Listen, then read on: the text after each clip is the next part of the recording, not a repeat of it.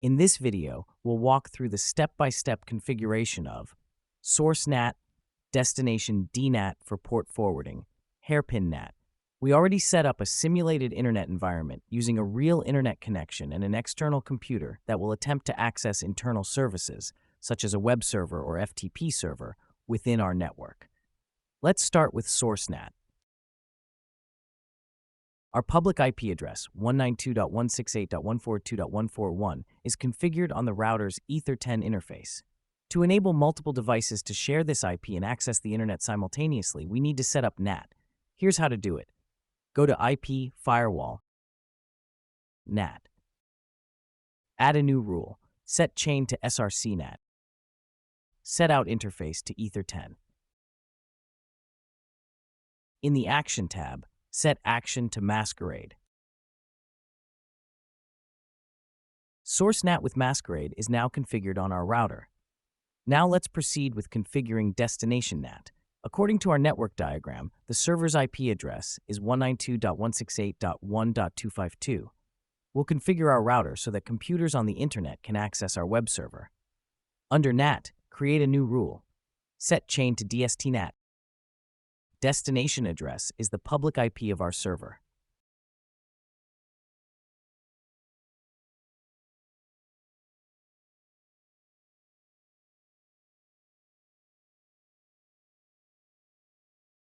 Protocol TCP destination port, the external port we've chosen for this service, which is 8080. In the Action tab, set action to DST-NAT to address internal IP address of the server.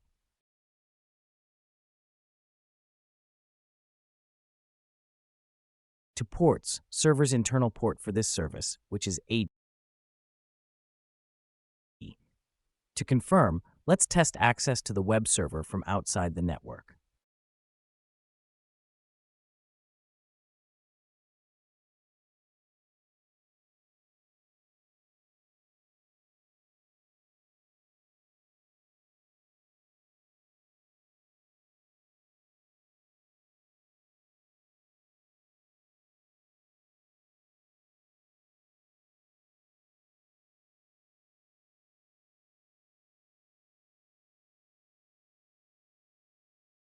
Connection successful. Now we'll disable the rule to see the effect.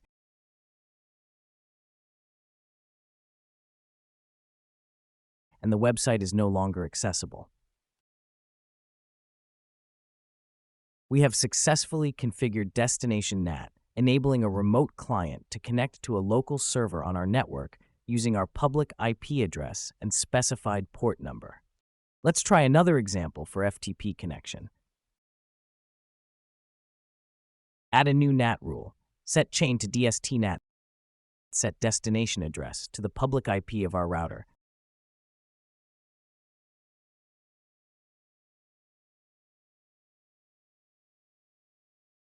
Set protocol to TCP. Set destination port to the external port we choose for FTP service, that is 881. In the Action tab, set action to DST-NAT. Set to address to the internal IP of the server.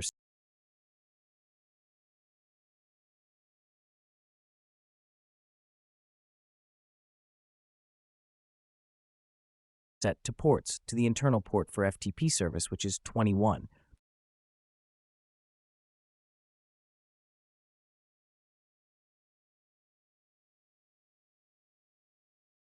Now, let's test our configuration to see if we can connect to the FTP server.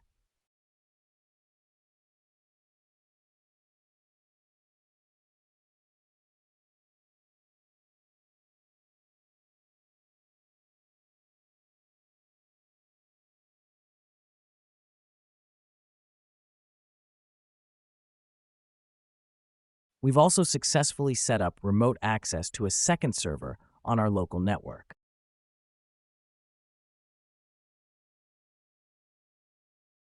Next, we'll configure Hairpin NAT for connection to our FTP server.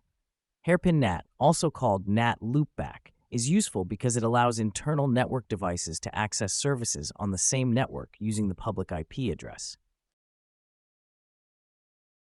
Go to NAT, add a new rule. Set chain to Source NAT. Set source address to our local subnet.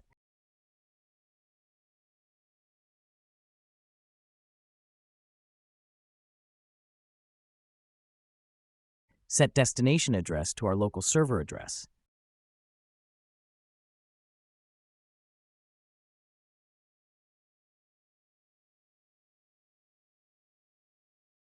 Set protocol to TCP.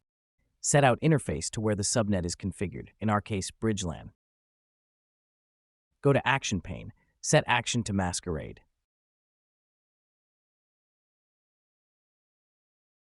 Now let's try connecting to our FTP server from a local computer using our public IP.